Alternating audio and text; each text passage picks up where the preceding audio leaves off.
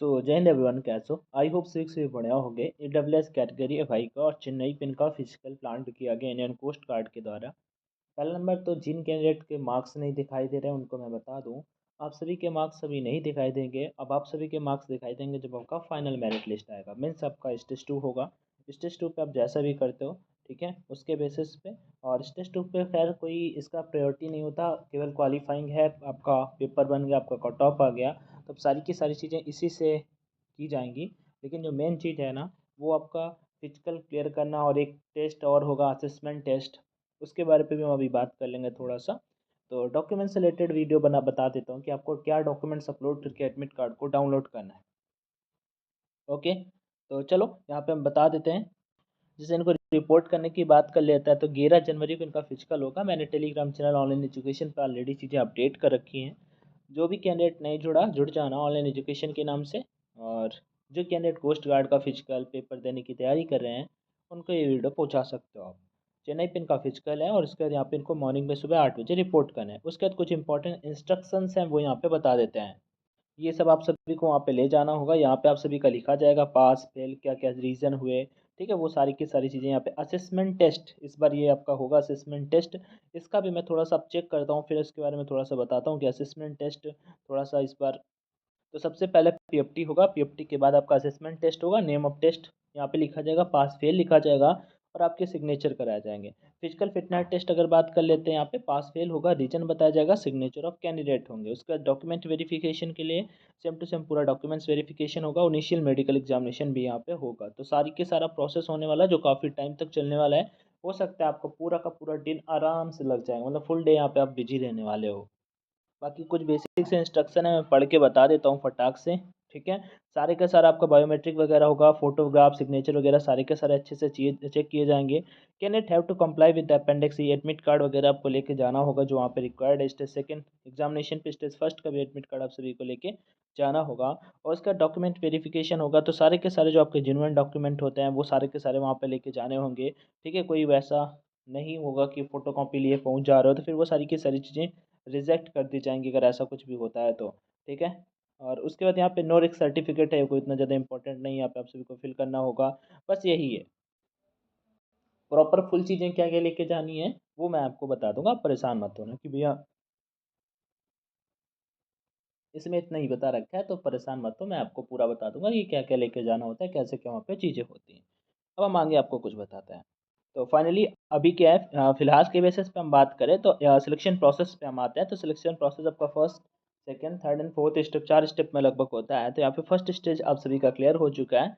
ठीक है, अब सेकंड स्टेज आप सभी का होगा। सेकंड स्टेज में आपका जो डॉक्यूमेंट वेरिफिकेशन हो गया, सेकंड स्टेज पे हम डायरेक्ट पहुंचते हैं। ठीक है, पेपर वगैरह आपने क्वालिफाई कर लिया है, बहुत अच्छी बात है। स्टेज 2 पे सबसे पहले क्या होगा, आपका डॉक्यूमेंट वेरिफिकेशन मतलब वेरिफिकेशन आपका किया जाएगा। उसके बाद वहाँ पे आपका 1 से 2 दिन का समय उन चीज़ों के लिए लग सकता है। यहाँ पे ये इतना कहानी अगर आप पढ़ोगे तो यहाँ पे सारी की सारी चीज़ें लिखी हुई हैं। उसके बाद आप में से स्टेज 2 पे जो डॉक्यूमेंट्स आप सभी को अपलोड करने हैं, ठीक है, तो वो मैं आप सभी को यहाँ पे बता देता हूँ क्या क्या अपलोड करने हैं। तो हम यहाँ पे क्लिक करते हैं और अपने सामने स्टेज 2 की जो पीएफटी मेडिकल एग्जामिनेशन के लिए जो डॉक्यूमेंट्स आप सभी को चाहिए और अपलोड करने हैं, document required stage 2 PFT medical, वो मैं यहाँ पे आपको बता देता हूँ। अपलोड करने हैं शॉर्ट लिस्टेड अगर आप होते हो तो आप में से काफ़ी सारे कैंडिडेट का डाउट आ रहा था, तो वो देख लो यहाँ पे। Category certificate, if you come from SC, ST, OBC, non creamy layer और EWS कैटेगरी, देन डेफिनेटली आपके पास आपका सर्टिफिकेट होगा जिससे आपको रिजर्वेशन मिला है। जैसे 63 नंबर कट ऑफ गया है SC का, ठीक है, EWS का I think 67 number cut off गया है। तो ये जो कट ऑफ गया है, ठीक है, 67 या 77, हाँ 67 सॉरी। तो ये जो कट ऑफ गया है इसके पीछे का जो मेन रीजन है, इसके लिए आपको अपना सर्टिफिकेट अपलोड वहाँ पे करना पड़ेगा और आप करेंगे भी। ठीक, ऐसे OBC के कैंडिडेट क्लास 10th का मार्कशीट आई होप आप सभी के पास है। क्लास 10th का certificate, certificate if you come from UP then आपके पास जो आपका क्लास 10th का मार्कशीट होता है वही आपका सर्टिफिकेट होता है। CBSE बोर्ड के कैंडिडेट का आई थिंक जो सर्टिफिकेट होता है वो अलग होता है, तो परेशानी वाली कोई बात नहीं है। आई थिंक आप सभी के पास ये चीज़ होगी। ओके, सेकेंड, ये केवल सारे कैंडिडेट के लिए बता रहा हूँ, अभी GD वालों के लिए अलग है पॉइंट यहाँ पे। ठीक है, थोड़ा सा रुक जाना। एडिशनल मार्कशीट अगर है तो वो चीज़ भी अप्लाई कर सकते हो। CGPA वाला अगर फार्मूला वाला है सिस्टम तो वो चीज़ अपलोड कर सकते हैं। NOC तो मोस्टली होगा नहीं, तो ये वाला स्किप कर। 12th के GD के कैंडिडेट है, 12th का मार्कशीट अपलोड करेंगे। और 12th का सर्टिफिकेट और वही परसेंटेज वाला। ठीक, यांत्रिक कैंडिडेट सेम टू सेम। बस ये है आप सभी का। और बाकी यहाँ पे S C S T O B C non creamy layer का फॉर्मेट भी दे रखा है। ठीक है, यहाँ पे जिनकी मतलब जो लिमिट होनी चाहिए 10 KB टू लेके 100 KB के बीच में होना चाहिए। ठीक है, वो चीज़ भी हमें यहाँ पे बता रखा है। और उसके बाद आपका साइज ऑफ डॉक्यूमेंट जो अपलोड करोगे वो लेके 50 KB से 150 KB के बीच में होना चाहिए, वो मेंशन कर रखा है। डॉक्यूमेंट्स हैं जो 22 सितंबर 2023 से लेके के बाद और 31 अगस्त 2024 तक वैलिडेट होना चाहिए, वो मेंशन कर रखा है। जो जो डॉक्यूमेंट्स आप अपलोड करोगे सारे के सारे डॉक्यूमेंट्स आपका हिंदी एंड इंग्लिश लैंग्वेज दोनों में होना चाहिए, वो चीज़ हमें यहाँ पे मेंशन कर रखा है। उसके बाद आप एप्लीकेशन ब्लड फोटोग्राफ वगैरह सिग्नेचर वगैरह मत अपलोड करना, नहीं तो सिंपल सी बात है भी यहाँ पे कहानी बता के कहीं ना कहीं रिजेक्टेड जरूर लिखा होगा। बता देता हूँ, देखो ये देखो लिखा है रिजेक्टेड। मतलब सिंपल सी बात है, सब चीज़ें सही से अपलोड करना।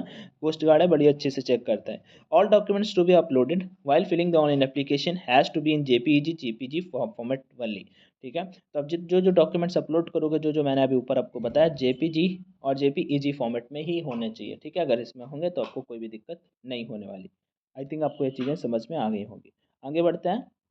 ठीक है, तो पीएफटी हो गया। यहाँ पे हमने डॉक्यूमेंट बायोमेट्रिक डॉक्यूमेंट्स का मैंने आप सभी को बता दिया। डॉक्यूमेंट्स का बता दिया। स्टेज फर्स्ट कंडक्ट हो जाएगा, फिर स्टेज टू पे आपका सबसे पहले डॉक्यूमेंट, फिर उसके बाद आपका असेसमेंट टेस्ट होगा। यहाँ पे ये चीज़ मेंशन कर रखी है। यहाँ पे आपका एक टेस्ट होगा, वो मैं आपको बता देता हूँ। Assessment biometric verified candidate will undergo OMR based assessment test. The result will be announced after an hour of conduct of examination. Only those candidates who qualify this test will proceed for the next phase of examination is PFT. हो सकता है ये test आपका पहले conduct करा लिया जाए, उसके बाद में आपका PFT कराया जाए। मतलब पहले आपका बायोमेट्रिक होगा, उसके बाद आपका ये OMR बेस्ड एक टेस्ट होगा, जिसे असेसमेंट टेस्ट और एडेप्टेबिलिटी टेस्ट बोलते हैं। मैं आप सभी को बता दूंगा कि कैसे क्या होगा, क्या क्या कैसे क्वेश्चन आने वाले हैं। इसको लेके भी परेशान मत होना। और जो रिजल्ट है will be announced after an hour of conduct. 1 घंटे के बाद आपका रिजल्ट अनाउंस कर दिया जाएगा। फिर आपका नेक्स्ट टास्क पीएफटी होगा। पीएफटी फिजिकल फिटनेस टेस्ट है। कपड़े या नॉर्मल लेके जाना। यहाँ पे कपड़ों के बारे में बता रखते हैं। 1.6 किलोमीटर रनिंग 7 मिनट में, 20 स्क्वाट्स करने होंगे। ठीक है, और जो है बिना ब्रेक के यहाँ पे लिखा हुआ विदाउट ब्रेक, ये आपको मिलेगा, कोई ब्रेक ब्रेक नहीं मिलेगा। और 10 पुशअप्स करने होंगे। फिजिकल इनका खैर काफ़ी ईजी होता है, और 10 5 सेकेंड अगर प्लस माइनस भी होता है तो ये लोग आने जाने देता है। आगे का बात करते हैं डॉक्यूमेंट वेरिफिकेशन की। प्रोविजनली पास फेल, तो all information provided in online application has to match with all original documents produced by the candidate. सारे के सारे जो डॉक्यूमेंट्स होंगे वो आपके सही से मैच करने चाहिए 10th 12th की मार्कशीट से जो आपने अपलोड किए हैं। वो जो जो चीज़ें होंगी वो सारी की सारी चीज़ें, उनकी वैलिडिटी एटलीस्ट 31 अगस्त 2024 तक होनी चाहिए। जो चीज़ मैं पहले भी आप सभी को बता चुका हूँ। ठीक है, ईडब्ल्यूएस सर्टिफिकेट में मुझे पता है कि 1 अप्रैल के बाद फिर से रेन्यू कराना होता है। उसकी बात छोड़ के बाकी सारी की सारी वैलिडिटी वहाँ तक होनी चाहिए। रीजन्स फॉर रिजेक्शन, क्या क्या कारण होते हैं रिजेक्ट होने के, वो चीज़ भी इन्होंने मेंशन कर रखा है। बट अभी हम ये चीज़ आपको बताने वाले नहीं है। अगर आपने गलती नहीं करी तो आप रिजेक्ट नहीं होंगे, ये मैं पक्का कह रहा हूँ।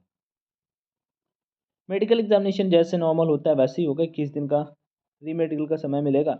अगर आपको कोई पॉइंट मिल जाता है, ठीक है, और अगर टेम्परेरी अनफिट हो जाते तो 42 दिन का समय मिलेगा। ये कुछ नया पॉइंट ऐड किया है, बाकी यही था। फर्दर अपील वगैरह आप सभी आगे नहीं कर सकते हो अगर आप री मेडिकल में भी अनफिट हो जाते हो।